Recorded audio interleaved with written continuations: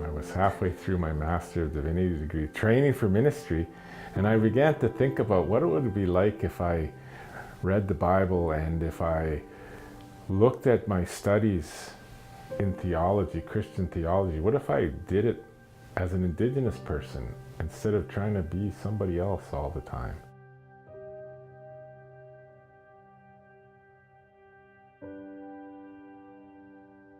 People in the past thought of Indigenous ministry as, well, those poor people, you need to do something and help them to fix, because they're such a broken people, to thinking in terms of the values that Indigenous people brought, that those values were what the larger church needed.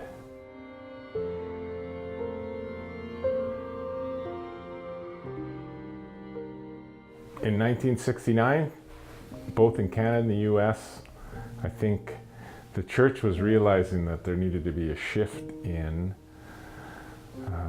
the way they thought about Indigenous ministry. And the impetus for that change was coming from Indigenous people themselves. Vine Deloria wrote a paper, More Real Involvement, in which he was trying to advocate that Indigenous people should take a more significant place within the church in saying about theological things. It would be part of how the church becomes Indigenous itself to North America. Institutions and organizations like NMC, Vancouver School of Theology, provide spaces where people can think about what does the story look like going from here. I listened to a bishop from Ecuador, and he mentioned that the Western society brought the gospel to his country in a pot. And then in the pot, the flower grew, the stem grew, leafed, and flowered. But remaining in the pot, pretty soon the plant began to languish, and the leaves began to fall, and the flower began to fade. He said, now if they had brought the flowering pot and removed the pot and let the plant roots go into Ecuadorian soil, the gospel would be different. Like for non-Indigenous people who were coming alongside to give support, were doing it because they themselves wanted to change. They wanted to decolonize their own way of seeing things. It helps you to see the blind spots in your own way of perceiving things. It clarifies things for you. You're able to let things go that maybe that weren't helpful and embrace new ideas and ways of looking at things. So there was this transformation that can happen as non-Indigenous people were working alongside of Indigenous people. But what was exciting for myself and the faculty was how much we could learn, not only from Native traditions, but from Native insights into the gospel and their understanding of Scripture. What is it to be a First Nations person and a Christian? Do you have to make a choice? And the more I read about the early missionary literature, and I was realizing that people were often forced to be making a choice between the two. The space between us is honor, and that's what protocol does. It respects that space between us. We're trying to create an environment where the space between Indigenous identity and Christian faith is respected. That becomes the space for collaboration, for something new to develop. 1980s, there was the commissioning of a conference in Hawaii to study the work of Roland Allen. Roland Allen was a missionary in Asia who believed that when you converted people, you then left them alone to create their version of Christianity, create their own seminaries, and find their own financing. Of course, he got fired immediately. I guess it's our hope that finally the church would be Indigenous to Canada, and it would cease to be a religion primarily that's from foreigners who sort of always hold sway over Indigenous people.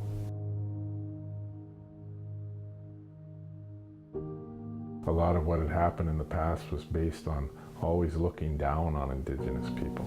I did experience racism here, absolutely. And we did very well as far as standing up and standing tall together as First Nations students so that we are able to overcome the struggles of racism. No longer were Indigenous people told that their stories, the abuse that happened, that they should just get over it. I suppose that's still an undercurrent, but with the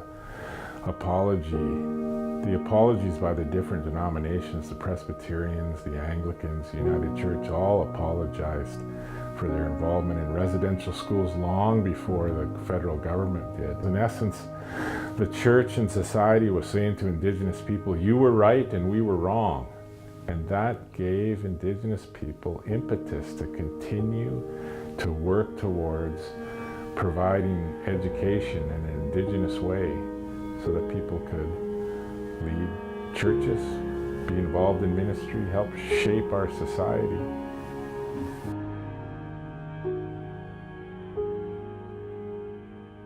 The idea of Christian hospitality is that you create space for people to be who the Creator made them to be. I think that's one of the aspects of the historic treaties too, is that you create space. You're trying to embrace Indigenous people, and through Indigenous people you had a connection to the earth that wasn't there before. I love this program because it honors who I am as a Cree woman, as a First Nations person, honors my people whom I love, honors our cultures, our traditions, our language. I was able to study Cree and not Greek or Hebrew. I was able to study from my own perspective, from my Cree woman perspective. The history and the tradition of storytelling among the Cree people helped me to understand the gospel as story and the importance of narrative and theology. Something happened and we shifted to thinking in terms of there was this wealth of wisdom in Indigenous identity and Indigenous tradition that could help clarify things even within theological studies and breathe new life into them too. And so that's what happened in my own life. They brought the heart back into it. It ceased to be something primarily that was in my head and became something that was in my heart too. And that was the Indigenous part of me that did that.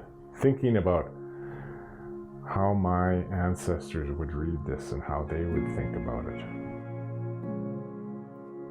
I think it was the second day, and I realized when I was turning the pages of the Bible, Deuteronomy, that it was 50 years or so since I opened the Bible. Because after residential school, I did not go to church unless it was a wedding or a funeral, let alone opening the Bible.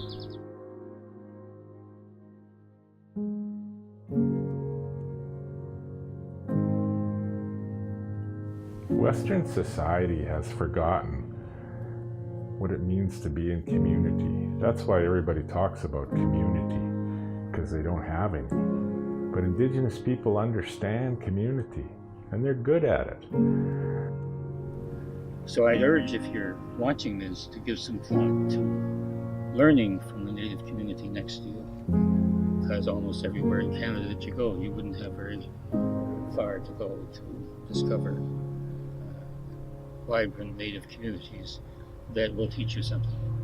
First Nations religious ceremonial traditions might lie some of the answers that would save the planet.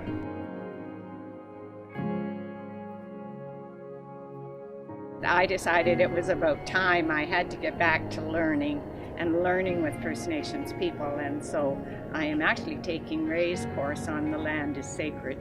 And again, learning, experiencing, feeling more than just what the head does, but what the heart does, what the soul and spirit.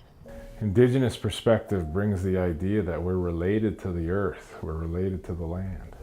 She's our mother. She cares for us.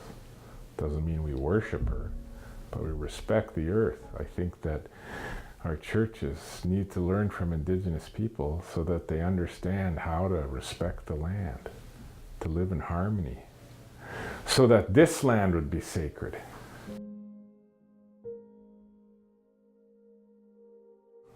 Augustine said, "What is time?"